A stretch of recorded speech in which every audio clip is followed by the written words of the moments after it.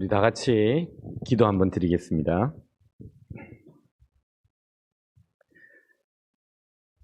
사랑과 은혜가 풍성하신 하나님 아버지, 거룩한 주일 아침에 주님의 전에 나와 주님 앞에 예배를 드립니다. 하나님, 우리의 예배를 받아주시고 이 시간, 이 예배 시간에 우리의 생각들은 다 비우게 하시며 하나님의 말씀으로 하나님의 생각을 우리의 마음에 담는 시간이 되게 하여 주시옵소서. 하나님, 우리의 생각들이 참 좁음을 고백합니다. 좁은 우리의 생각이 주의 말씀으로 넓어지게 하시고 아버지, 낮은 우리의 생각이 주의 말씀으로 깊어지게 하시며 하나님, 우리의 높지 못한 우리의 생각이 주의 말씀으로 높아지며 가까이밖에 보지 못하는 우리의 눈이 아버지 저 먼 곳 영혼을 바라보는 우리들이 될 수 있도록 이 시간 성령님 함께하여 주시옵소서. 하나님, 이 시간에 성령님이 함께 하심으로 말미암아 이 예배의 한 시간이 기쁘고 즐겁고 힘과 용기와 기도 응답을 받는 귀한 한 시간이 되게 하여 주시옵소서. 예수 그리스도의 이름으로 기도드리옵나이다. 아멘. 여러분 너무 반갑습니다. 오늘 여러분과 말씀을 통해서 영적인 교제를 나누기를 원합니다. 오늘 본문에 보면 데살로니가 교회가 나옵니다. 이 교회는 매우 칭찬을 받은 교회입니다. 여러분 7절에 보니까 이런 말씀이 있습니다. 그러므로 너희가 마게도냐와 아가야에 있는 모든 믿는 자의 본이 되었느니라. 이 데살로니가 교회는요, 아가야와 마게도니아, 오늘날로 말하면요, 샌디에고와 저쪽 샌프란시스코, 시애틀까지 이 교회가 소문난 교회라고 성경은 말씀하고 있습니다. 여기서 우리가 주목해야 될 것은요, 데살로니가 교회가 성도가 많아서 또 목사님이 좋아서 교회 소문이 칭찬을 받은 교회가 아니라 그곳은 바울이 3주밖에 복음을 전하지 못했던 그런 교회였습니다. 그럼에도 불구하고 이 교회에 다니는 성도님들이 다른 교회 성도님들과 달랐기 때문에 이 교회는 칭찬을 받고 본이 되었다라고 성경은 우리에게 말해주고 있습니다. 그러므로 너희가 7절에 보니까 마게도냐와 아가야에 있는 모든 믿는 자의 본이 되었다. 그 교회 다니는 성도가 예수님을 잘 믿음으로 말미암아 예수를 믿는다는 모든 사람들의 본이 되는 아름다운 신앙을 가졌기 때문에 이 교회는 칭찬을 받았고 하나님으로부터 인정을 받은 교회가 되었다라고 성경은 말씀하고 있습니다. 오늘 우리는 이 짧은 시간 과연 데살로니가 교회는 그 성도들은 어떤 신앙생활을 했는지 짧게 3가지로 우리가 살펴보면서 그들이 칭찬받은 이유를 살피고 우리도 주님 은혜 주셔서 칭찬받는 성도와 교회가 되고자 합니다. 저는 목회를 하면서 이 데살로니가 1장 3절에 나와 있는 데살로니가 교회의 모습이 참 제가 목회하는 데 있어서 참 중요한 목회 철학이 되고 목회 방향이 되고 있습니다. 여러분 그것을 여러분과 나누기를 원합니다. 먼저 첫 번째는요, 믿음의 역사입니다. 3절에 한번 보시면요, 이런 말씀이 있습니다. 너희의 믿음의 역사와. 여러분 교회 다니면 다 믿음을 가지려고 교회 오고 또 믿는다라고 말합니다. 그런데 성경은 뭐라고 말하냐면 믿을 때에 역사가 나타난다고 말합니다. 데살로니가 교회는요, 믿음을 가졌을 뿐만 아니라 믿음의 역사가 나타나는 교회였다는 겁니다. 여러분, 믿음의 역사는 무엇일까요? 믿음의 역사의 가장 확실한 것은요, 두려움이 사라지는 겁니다. 믿기 때문에, 하나님을 믿기 때문에 두려움이 사라지는 것. 우리가 인생을 살다 보면 얼마나 많은 사건과 사고를 만납니까? 그러나 믿음이 있는 사람은요, 그 사건과 사고를 통해서 하나님의 음성을 듣습니다. 두려워하거나 놀라지 않습니다. 그 사람이 믿음이 있는 거예요. 이사야서 41장 10절에 뭐라고 말씀하십니까? 두려워 말라. 내가 너와 함께함이라. 놀라지 말라. 나는 내 하나님이 됨이라. 하나님을 믿으니까 사건과 사고와 일들이 많이 일어나는 가운데 두렵지 않는 거예요. 걱정이 없는 거예요. 불안하지 않는 거예요. 이게 바로 믿음의 역사입니다. 여러분의 믿음의 역사가 있는지 없는지 어떻게 알 수 있느냐? 내 인생 살아감에 있어서 내가 얼마나 걱정과 염려와 불안에 사로잡혀 살아가는가, 아니면 하나님을 믿기에, 전능하신 하나님을 믿기에 두려움과 염려와 걱정 없이 모든 것들을 하나님께 맡기며 하나님의 음성을 들으며 하나님의 인도하심을 받느냐, 여기에 믿음의 역사가 나타나는 겁니다. 세상 사람들은요, 이 두려움을 이기기 위해 무엇을 만드냐면 우상을 만듭니다. 그리고 하나님 대신 그 우상을 붙듭니다. 여러분, 그 우상이 뭔지 아십니까? 많은 경우 물질이고요, 많은 경우 건강이고요, 많은 경우 자녀입니다. 이런 것들을 우상으로 붙들고 하나님 대신에 인생 살아가면서 그것을 붙들고 살아갑니다. 그러나 믿음의 역사가 나타나면 어떻게 되느냐? 이 우상들을 버리게 됩니다. 그리고 하나님을 붙잡게 됩니다. 여러분, 9절에 보니까 데살로니가 교회는 뭐라고 했냐면은, 이 믿음의 역사가 나타날 때, 복음이 들어갈 때 그들이 우상을 버렸다라고 말합니다. 여러분, 믿음의 역사가 나타난 사람은 자기가 가지고 있는 우상을 하나하나 버리고 오직 하나님만을 믿고 붙잡고 사는 사람입니다. 많은 사람들 물질의 우상이 되어 살아갑니다. 물질의 노예가 되어 내 미래에 대한 두려움을 이 물질로 이기기 위해 물질을 붙잡습니다. 그러나 믿음을 갖게 되면, 믿음의 역사가 나타나면 이 물질보다 하나님을 더 의지하게 됩니다. 노후 준비도 중요하지만 믿음의 역사가 나타난 사람들은 사후 준비를 잘합니다. 물질의 우상을 버린 사람들의 특징을 보면요, 물질의 주인이 하나님임을 압니다. 하나님이 필요하면 주시고 필요 없으면 가져가시고, 때로는 훈련을 위해서 물질을 빼앗아가 우리를 물질을 관리한 그릇을 만든 다음에 청지기가 되게 한 다음에 물질을 주는 경우도 있습니다. 여러분, 이걸 깨달아야 됩니다. 이럴 때 믿음의 역사가 나타나는 겁니다.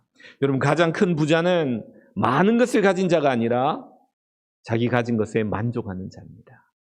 하나님이 주신 것에 자족하는 자입니다. 그리고 하나님이 주실 수 있다면, 내게 하나님이 허락하신다면 모든 것을 주실 수 있는 분이라면 믿음을 가지고 인생을 살아가며 필요한 것들을 주시는 하나님을 믿으며 살아가는 사람, 이 사람이 행복합니다. 아무리 많이 가졌다 할지라도 더 가지기를 원하고 가진 것에 감사와 만족이 없다면 그는 행복한 사람이 아닙니다. 저도 인생을 살면서 이 물질의 주인 되신 하나님을 경험한 적이 있습니다. 제가 이제 목사님 소개했던 것처럼 유학 올 상황이 아니었는데 목사님께서 유학을 제안하셔가지고 유학을 오게 되었습니다. 사실 유학을 준비하다가 유학이 비자가 리젝트 돼가지고 제가 서현교회 가서 섬기게 되었어요. 봉사하고 섬기는데 목사님께서 한 3년 정도 지났을 때 제가 유학을 준비한 것을 아시고, 정 목사 유학을 한번 떠나라라고 제안을 하시고, 준비된 게 없는데요 목사님, 그러니까 잔잔한 호숫가에 돌을 던지지 마십시오 목사님 그랬어요. 여기서 목회 잘 배우고 그냥 한국에서 목회하겠습니다. 그러니까 목사님이 뭐 한국에서도 좋지만 한번 미국에 가서 경험하고 목회를 하면 더 좋지 않겠냐라고 제안을 해주셨어요. 목사님, 저 아무것도 없는데요. 그러니까 한번 시도해보라 그러시면서 많은 걸 도와주셨어요. 그래서 유학을 왔습니다. 와가지고 첫 학기를 공부를 마치고 두 번째 학기를 시작하는데요. 첫 학기 등록금은요, 이제 교회에서 반, 학교에서 장학금 반 해가지고 했는데, 두 번째 학기 등록금은요, 준비하는데 조금 금액이 부족했어요.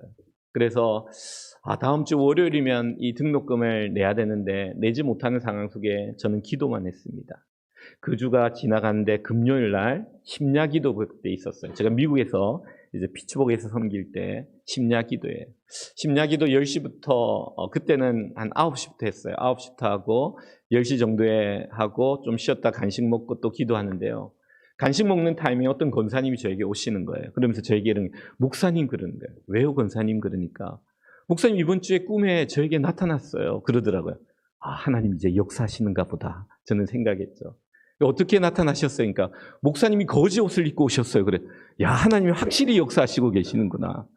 그런데요, 그 권사님이 그 질문을 하고 난 다음에 뭐라고 하셨냐면 이렇게 말하셔요. 왜 거지 옷을 입고 오셨는지 모르겠어요. 그냥 가시는 거예요. 저는 그 다음 뭔가가 나와야 되는데 하나님 기대를 잔뜩 하게 해놓고 그냥 말만 하고 그냥 간 거예요. 꿈속에 거지 옷 입고 나타났다는 것만 하고 끝나버리는 거예요. 전 너무 실망했어요. 그리고 그날 금요일 날 저녁에 기도를 마치고 집에 가서 기도하는데 하나님 이런 마음을 주시는 거예요. 사람을 의지하지 말라. 사람을 의지하지 말라. 모든 일을 함에 있어서 나의 하나님의 좋은 은사가 하나님께 있고 하나님께서 흘러나가는데 사람을 의지하지 말라는 거예요. 그래서 그날 기도하면서 예 하나님 사람을 의지하지 않겠습니다. 그리고 나서 주일이 되고 이제 월요일 되면은 등록금 부족한 부분을 내야 되는데요. 주일날 한국에서 전화가 왔어요. 서영교회 집사님이었던 집사님. 목사님 그러더라고요. 집사님 1년 정도 지났거든요. 어떻게 이렇게 연락을 하셨어요 하니까 그 집사님과 그렇게 많이 친하진 않았어요. 저는 부목사로 사역했기 때문에 그 집사님 얼굴과 이름을 아는 정도였죠. 집사님이 저에게 뭐라고 하냐면 목사님 제가 새벽 기도 가서 기도를 하고 눈을 딱 뜨려고 하는데 목사님 얼굴이 보였어요. 그래서 어젯밤에 아들이 용돈을 주고 간 게 있는데 그거를 하나님이 주라는 마음을 주셔가지고 전화드렸다는 거예요. 그 금액이 제가 부족했던 금액과 딱 맞았어요. 여러분 너무 기쁘고 좋잖아요. 근데 저는 그 집사님이 저를 도와준 그 기쁨보다 더 큰 기쁨을 깨달았어요. 그것은 뭐냐? 물질의 주인은 하나님이시라는 거예요.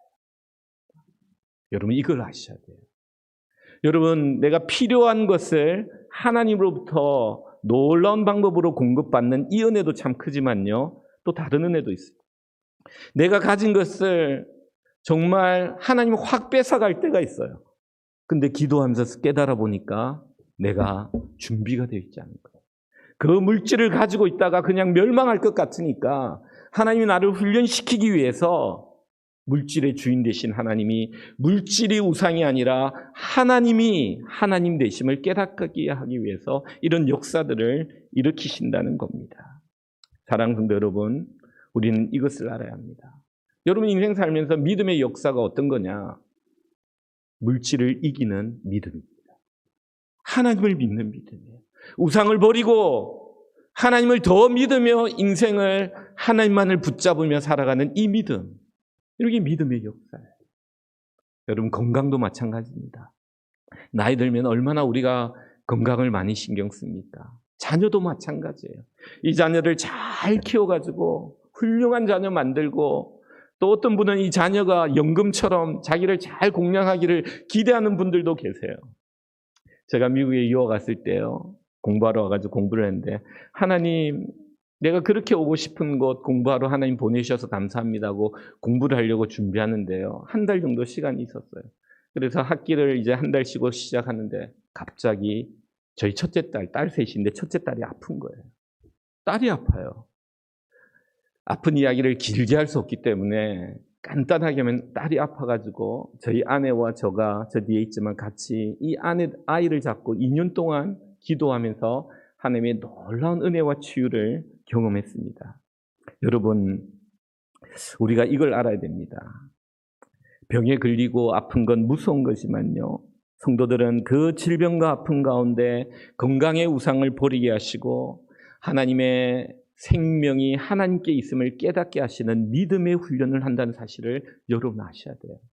저희 아내가 그때 뭐라고 그랬냐면 이렇게 말했어요.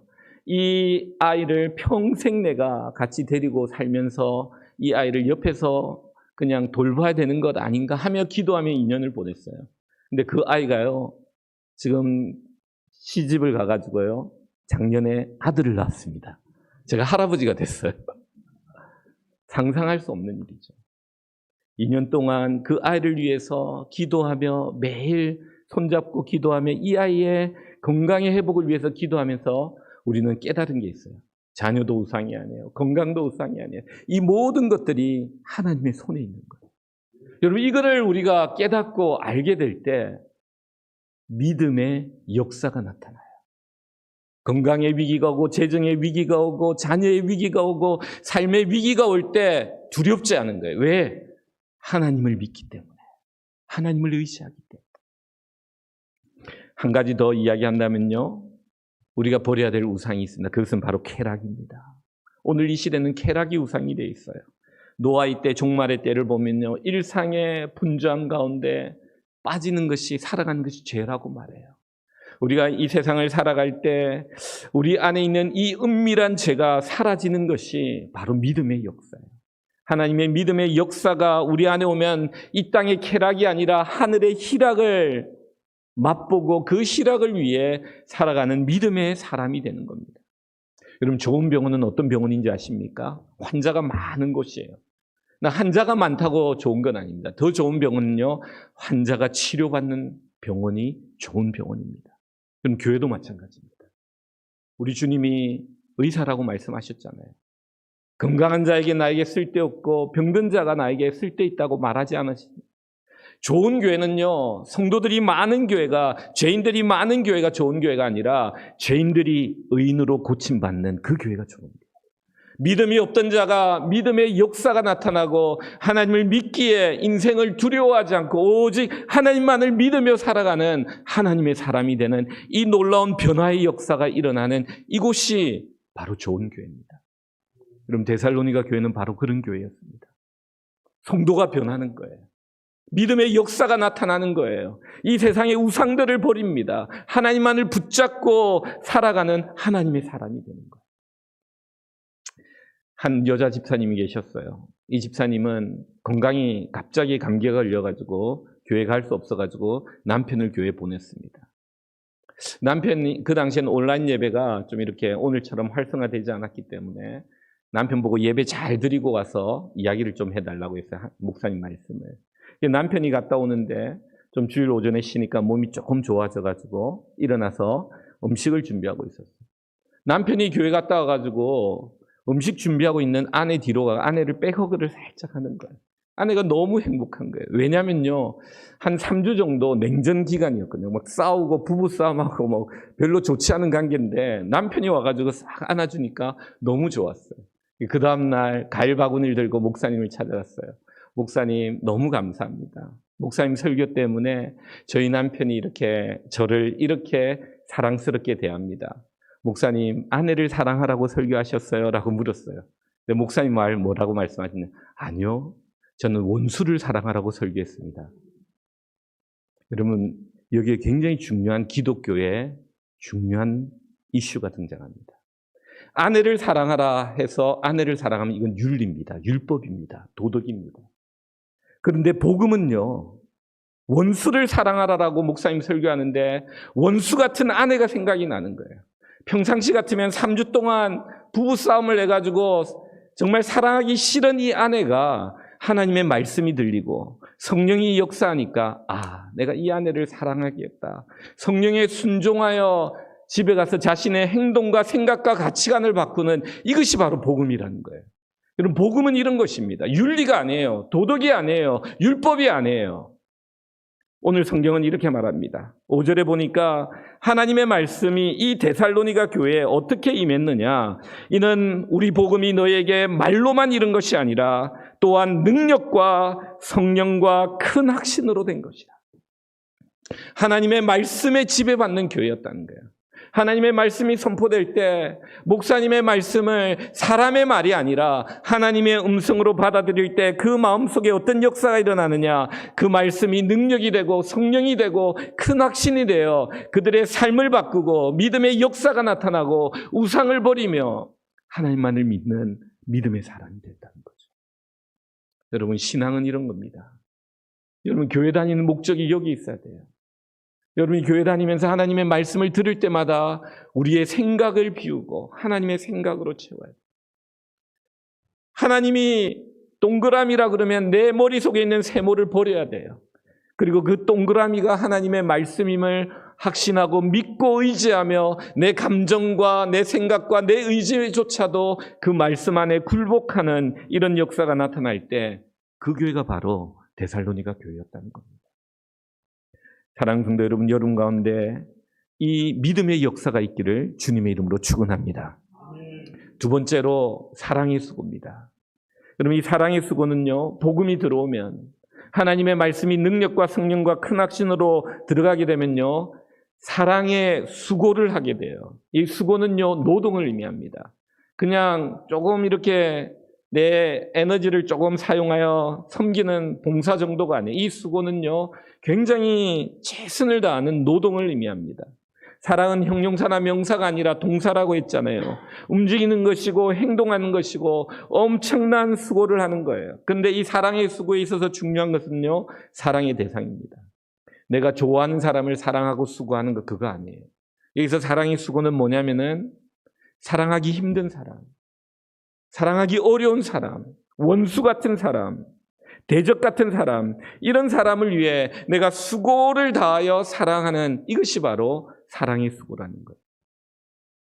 제가 지금 교회 부임한 지가 벌써 올해 9년째가 됐습니다. 휴스턴에 내려간 지 9년이 됐는데요. 그래서 안식월을 이렇게 허락하셔가지고 이제 캘리포니아에 와서 좀 쉬면서 연구도 하고 교회도 보고 그런 시간들을 좀 갖고 있습니다. 제가 그 교회 처음 부임했을 때 어떤 일이 있었냐면요. 저를 신방하는 집사님 계셔. 제가 신방해야 되는데 이 집사님 2주마다 한 번씩 제 방문에 제 방으로 오시는 그런 집사님이 계셨어요. 그 집사님 오시면은 1시간, 1시간 반 그냥 이야기를 하다 가셔요. 저는 그게 목회다 생각하고 섬김이다 생각하고 그분과 이야기를 즐겁게 나눴어요. 근데 하루는 주중에 성경 공부가 있잖아요. 이 성경 공부를 할 때 이걸 잘 전달하기 위해서는 이걸 머리에 잘 집어넣어야 되거든요. 그래서 저는 강의하기 전에 한 30분 전에는 집중해서 제가 준비했던 것들을 다시 보고 암송하고 외우고 그다음에 어떻게 할지 이런 것들을 생각하는 그 30분이 있는데 이분이 떠나지 않는 거예요. 1시간 전에 와가지고 한 30분 이야기하다 이제 가셔야 되는데 안 가시는 거예요. 그래서 제가 정중히 말씀드렸어요. 집사님, 이제 제가 성경 공부를 가르쳐야 되니까 집사님 좀 이제 또 다음에 이야기하시자니까 이 집사님이 좀 기분 나쁜 듯이 나이 많으신 분이에요. 기분 나쁜 듯이 일어나셔가지고 딱 가시는 거예요. 그래서 저는 그냥 그러고 강의를 했는데 그 다음 주일부터 집사님 저기에 딱 보면요. 저를 딱 보고 제가 집사님 안녕하세요 인사하면 어떡하냐면 저를 딱 보자마자 딱 돌리고. 여러분 얼마나 마음이 아팠을까요? 그분도 아프시고 저도 아픈 거예요. 여러분 그럴 때 어떻게 해야 됩니까? 저는 그분에게 가요. 어깨 돌리고 가면 제가 쫓아가요. 집사님 잘 지내셨냐고. 저를 보지도 않고 그냥 가시는 거예요. 그냥 가면 뒤에다가 인사를 한 게 집사님 잘 가세요. 안녕히 가세요. 그러고. 우리 교회는 여기도 그렇지만 이 원탁 식탁이 있어요. 원탁 식탁 예배 끝나고 식사를 하는데 원탁 식탁에서 식사를 하는데요. 저는 설교 끝나고 나서 이제 식사하고 나서 교인들이 이렇게 테이블 돌면서 인사를 합니다. 인사를 할 때 제가 오는 걸 레이더로 아시고 제가 근처에 가면은 저 자세를 이렇게 딱 트세요. 이렇게. 보기 싫다는 거죠. 그럼 저는 그 원탁에 가가지고 옆에 가가지고 집사님 왜 그러세요? 그러면서 허그를 해드려요. 집사님. 그분도 힘들고 나도 힘들고 그렇게 3주가 지납니다. 3주 지나니까 집사님이 제 방 노크를 딱 하고 들어오시더라고요. 들어오셔가지고 뭐라고 그러시냐면 이런 말씀을 목사님 성격 참 좋으십니다. 그러더라고요. 성격이 좋은 게 아니에요.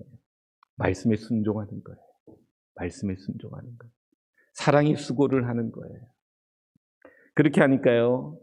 이 집사님이 그리고 이 사랑의 수고를 하면 이렇게 할 때 이 집사님이 변해요. 이제는 전화하고 꼭 와요. 목사님 가도 됩니까? 잠시 가도 됩니까?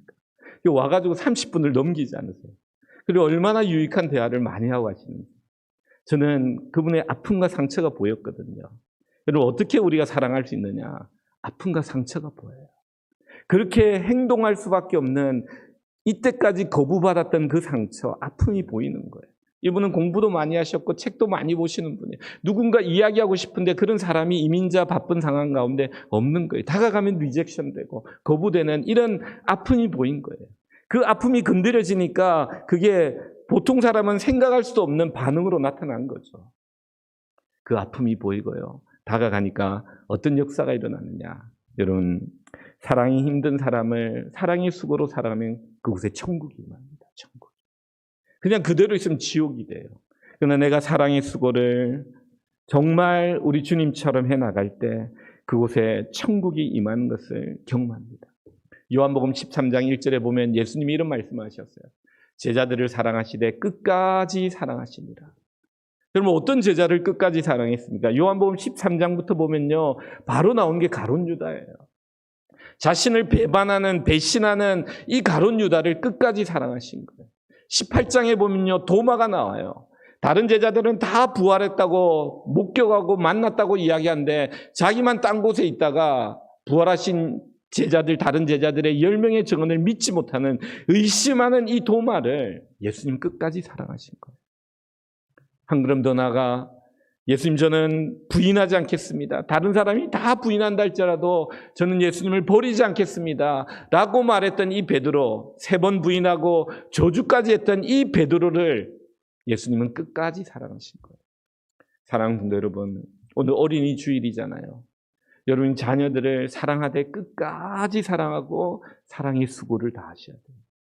정말 예수님처럼 그 아이의 상처와 아픔을 보면서 그 아이를 위해서 우리가 이런 예수님의 사랑으로 끝까지 사랑할 때 그들은 그 사랑을 느끼고 예수님을 느끼고 믿음을 느끼고 하나님을 믿는 자가 되는 거예요. 꼭 기억하시기 바랍니다. 이 데살로니가 교회가 오늘 성경에 보니까 3절에 믿음의 역사가 있었을 뿐만 아니라 사랑의 수고가 있었다라고 말합니다. 우리 이 교회에 사랑의 수고가 있기를 주님의 이름으로 축원드립니다. 마지막 3번째입니다. 소망의 인내입니다. 데살로니가 교회는요, 소망의 인내로 유명한 교회였습니다. 소망을 하는데 그 소망하는 것을 이루어지기까지, 성취되기까지 인내하며 기다렸다고 말합니다. 우리는 보통 인내하면 어떤 생각을 하냐면요, 부정적인 생각을 많이 합니다. 인내는 고통스러운 것, 힘든 것이라고 생각합니다. 그러나 성경은 그렇게 말하지 않습니다. 인내는요, 그 시간은 소비적이고 허비적인 것이 아닙니다. 이건 매우 생산적인 시간이고 기쁜 시간입니다. 왜냐하면 이 인내의 시간은요, 하나님께 깊이 교제하면서 뿌리 내리는 시간입니다.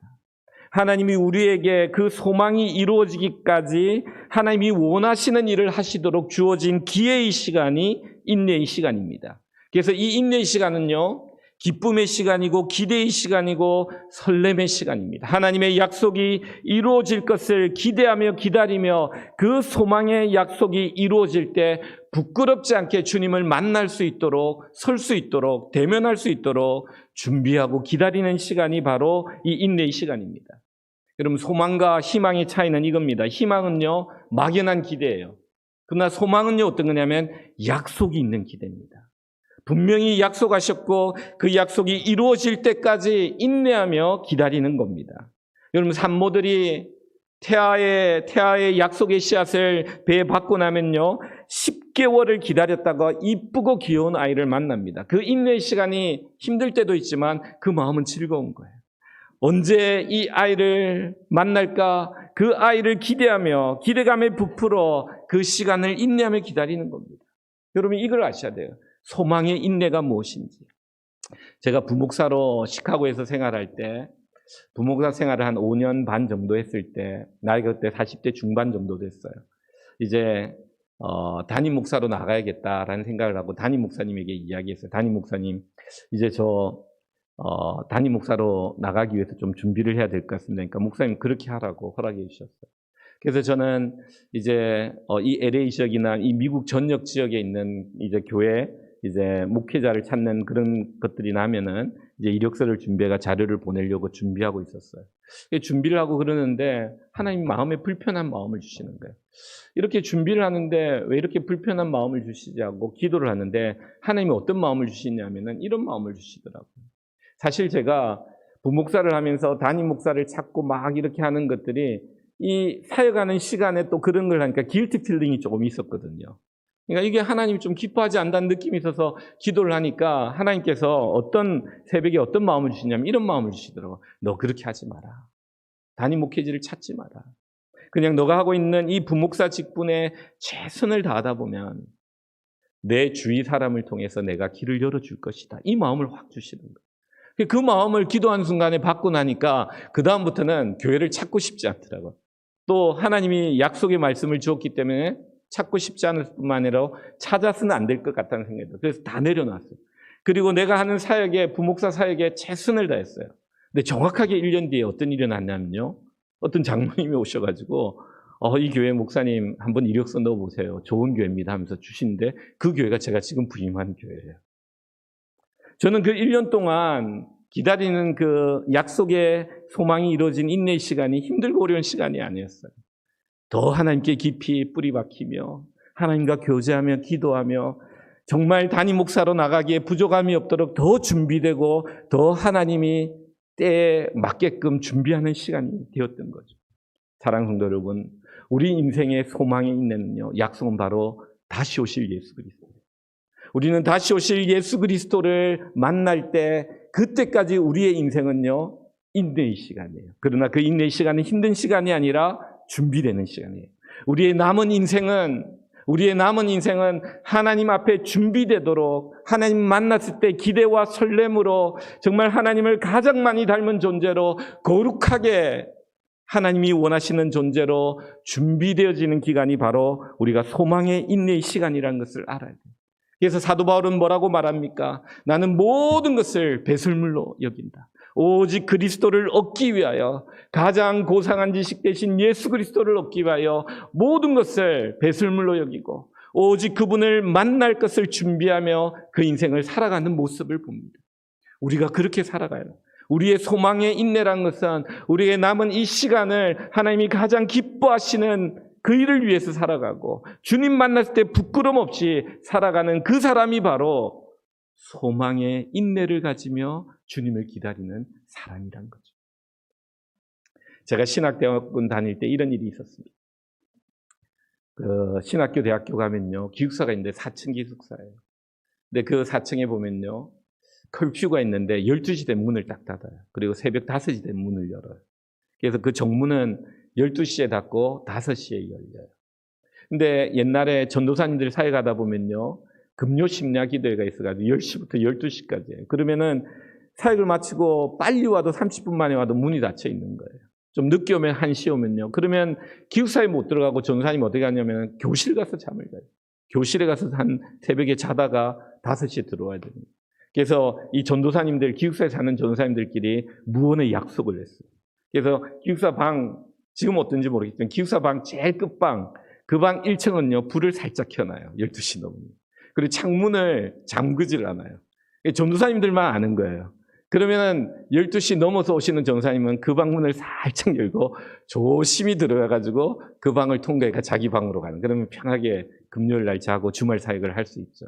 근데 제가 여름방학 때 그 방에 당첨된 거예요. 그 방에 당첨된 사람은 일주일에 한 번 금요일 꼭 불을 살짝 켜놓고 문을 잠그지 말고 자야 돼요. 그래야만 전도사님들이 들어오시니까. 제가 하루는 자는데요, 갑자기 쾅 하는 소리가 난 거예요. 제가 눈을 벌떡 뜨니까 이 전도사님이 이 불을 살짝 스탠드를 켜놨는데 이게 안 켜졌나 봐요. 근데 들어오다가 전도사님이 그 책장 있잖아요. 그 책상 있잖아요. 그 책장을 쳐가지고 이 책장과 책이 넘어지면서 쾅 소리가 난 거예요. 저는 깜짝 놀래가 일어났는데요. 더 놀라운 것은 뭐냐면 제 벙크베드 2층에 저는 자고 있는데 1층에 자던 그 전도사님 선배가 갑자기 무릎을 꿇고 손을 번쩍 들더만 마라나타 주 예수여 어서 오시옵소서 하는 거예요. 저는 깜짝 놀랐어요. 왜 놀란 줄 아십니까? 이분은 예수님을 기다렸던 거예요. 천사장의 나팔 소리로 들렸던 거예요. 잠을 자다가. 저는 충격받았어요. 여러분 웃으실지 모르는데요. 그래서 선배가 달리 보이더라고요. 어떻게 달리 보이느냐? 인생을 살면서 예수님을 잊고 사는 게 아니라 언젠가는 천사장, 성경의 천사장 나팔 소리에 구름을 타고 오신다는 그 예수님의 말씀을 이분은 실제적으로 믿고 있었던 거예요. 저는 그때 이런 질문을 던져봤어요. 그 사건을 해고할 때마다 이런 질문을 나는 얼마나 천국을 사모하며 살고 있는가? 나는 얼마나 주님 오심을 기다리며 살고 있는가? 나는 얼마나 그 주님 오신다는 재림의 약속을 붙잡고 주님을 사랑하며 소망하며 최선을 다하며 주님 앞에 섰을 때 부끄럼 없이 설 수 있도록 나는 살아가고 있는가? 이 땅에 살면서 하나님이 주신 축복으로 인하여 천국에 대한 소망을 잃어버리고 살았으면 안 됩니다. 하나님이 주신 축복의 전리품에 취해서 가나안 땅에 못 들어가는 자가 되었으면 안 돼요. 아간과 같이 아이 성에 그리고 여리고 성에 그 전리품에 우리가 취해서 하나님이 약속하신 그 가나안 땅을 정복하지 못하고 그 약속을 받지 못해서는 안 된다는 겁니다. 그 인내의 시간은 결코 소비적인 시간이 아닙니다. 여러분의 남은 시간은 소비적이고 지루하고 부정적인 시간이 아님을 기억해야 합니다. 하나님 만날 때 더 준비되고 더 구비되어 주님을 위해 더 열심히 살다가 주님 만났을 때 착하고 충성된 종아, 내가 작은 일에 수고하였다라는 칭찬을 받는 우리들이 되어야 될 것입니다. 말씀을 맺습니다. 데살로니가 교회, 여러분 마게도냐와 아가의 본이 되었다고 말합니다. 그 교회는요, 바울이 3주밖에 머물다 가지 않은 교회였어요. 그리고 성도들이 그렇게 많지도 않았어요. 그러나 이 교회가 칭찬받았던 이유는 3절에 보니까 그들에게는 믿음의 역사가 나타났고 소망의, 사랑의 수고가 있었고 소망의 인내가 있었다. 하나님의 말씀이 사람의 말로 임한 것이 아니라 성령과 능력과 큰 확신으로 너희들에게 들어가 우상을 버리고 다시 오실 예수님을 두렵고 떨리는 마음으로 기다리는 교회였다라고 말하고 있는 것입니다. 오늘 이 승리장로교회가 그런 교회가 되어 하나님의 칭찬과 사람들의 인정을 받는 성도와 교회가 되기를 주님의 이름으로 축원드립니다. 우리 다 같이 기도드리겠습니다. 하나님 아버지, 데살로니가 교회를 통하여 아름다운 교회의 모습을 봅니다. 승리장로교회 위에 믿음의 역사가 있게 하시고 사랑의 수고가 있게 하시며 소망의 인내를 가짐으로 말미암아 아버지 칭찬받고 인정받으며 모든 믿는 자의 본이 되는 귀한 교회가 되게 하여 주시옵소서. 예수 그리스도의 이름으로 기도드리옵나이다. 아멘.